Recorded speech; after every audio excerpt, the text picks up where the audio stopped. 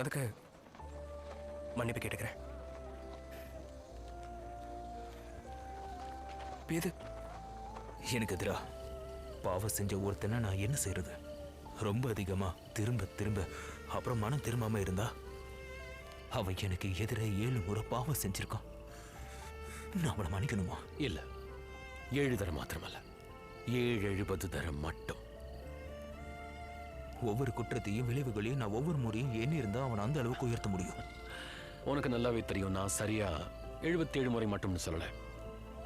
770 முறை. அது நிறைவை தாண்டி ஒரு நிறைவு, முடிவில்லாத எல்லையற்ற ஒருவித மன்னிப்பு.